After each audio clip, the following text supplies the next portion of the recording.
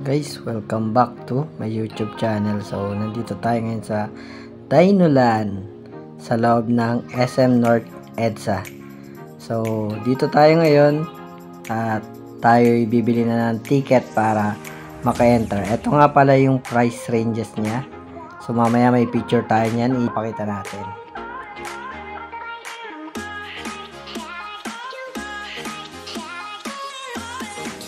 Ito naman guys yung nabili nating ticket.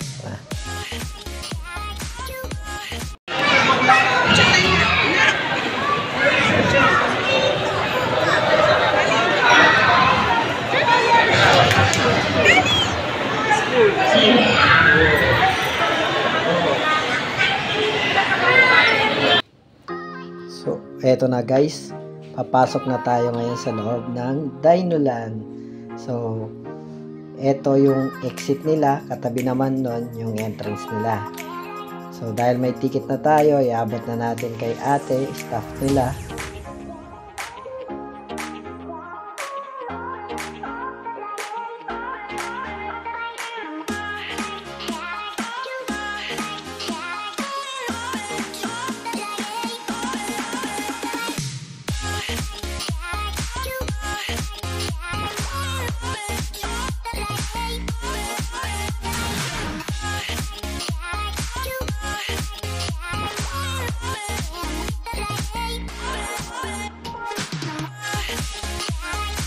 Ganda dito guys, parang buhay na buhay ang mga dinosaurs.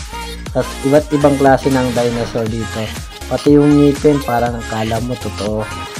Tapos pag ginawakan mo siya, malambot siya guys. Kahit yung anak mo, pabayaan mo siya dyan, kahit mauntog siya, walang problema. So dito guys, nagpapapicture lang kami. At marami rin mga nagpapapicture dito sa Dinoland dito. Sumasakay pa yung mga kids.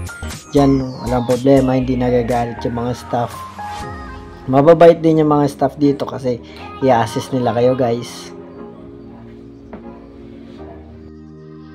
Dito guys yung sinasabi kong pwedeng mag-picture, may kabote, may dinosaur na pwedeng angkasan.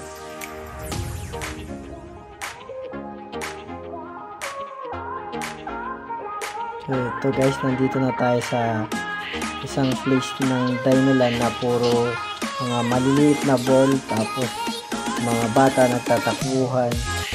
So yan, marami silang mga pwedeng activity na gawin dyan. Dito guys, pwede siyang mag-siso, pumasok dito sa net na to, tapos lalabas dyan. Ayan, meron din jumping na saan pwede sila magtalon-talon yung mga bata. So eto, yung flooring nila guys, malambot yan, try ko na yan. Tapos yung balloon nila, yung ball nila, sobrang lambot nun, kahit magbatuan sila hindi sila masasaktan kasi safe na safe siya. Pati yung mga lubid na yan, safe yan kahit mauntog yung bata. Ito yung nga sinasabi ko guys, na gumagalaw yung dinosaur.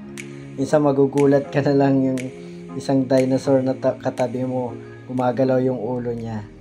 Yan yung mga nilalagyan ng token para gumalaw yan. Tapos need mong bumili ng token dun sa booth na yan. Tapos lalagyan mo siya para makagalaw siya guys. Tapos itong table na yan, yung nasa gilid niya, chair yan. Haatakin mo lang para maging upuan. Ganun kaganda guys. Ayan o, isa mga dinosaur. Iba't ibang klaseng dinosaur na maliliit. So, yun guys.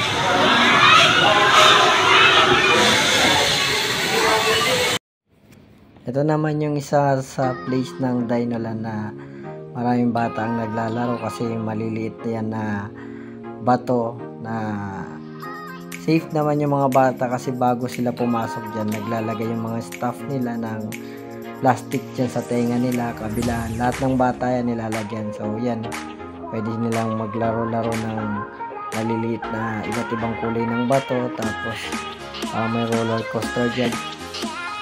Ito naman guys yung dinosaur na sasakyan, pero need lagyan ng token, tapos may staff sila na mag-assist.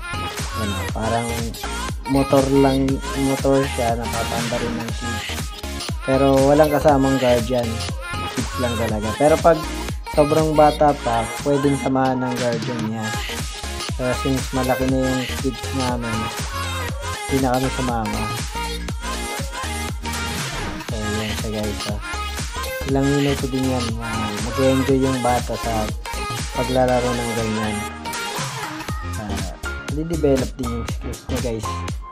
Driving. So yan. Mamili ka kung anong sasakyan mo. Maganda yan guys. Tapos eto, yung tree nila, gumagalaw yung labi niyan guys. Nagulat ako, pati yung mata niya gumagalaw din. Actually yung isang bata dyan nagulat. Bigla niyang pinandar na mabilis yung motor niya nung natapat siya dyan dahil gumagalaw pala yung puno nung labi tsaka mata. Ayan siya guys, gumagalaw siya.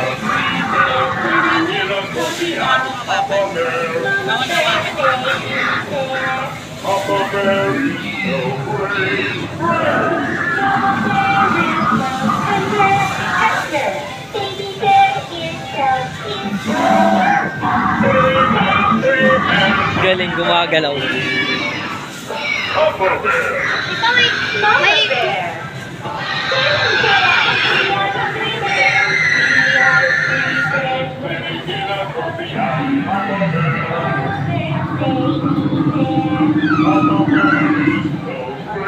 Ito yung gumagalaw din. Yung mga paa. Din yung buntot niya. Gumagalaw din yung guys, uy! Nagulat ako at ito gumagalaw din. Galing, lahat gumagalaw. Ito steady siguro to. Ay, hindi, gumagalaw din. Gumagalaw din siya guys,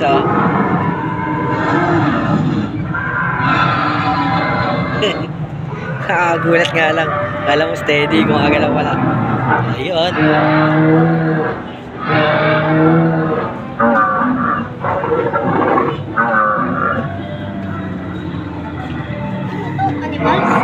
Dinosaur. So yun guys, maganda dito guys. So nandito tayo sa Dinoland sa loob ng SM North. So yun, maganda siya para sa mga bata kasi colorful na, gumagalaw pa. Ito naman guys, trinay naman namin yung isang dinosaur na malaki. Tapos hinulugan namin siya ng token. Yan siya, gumagalaw siya.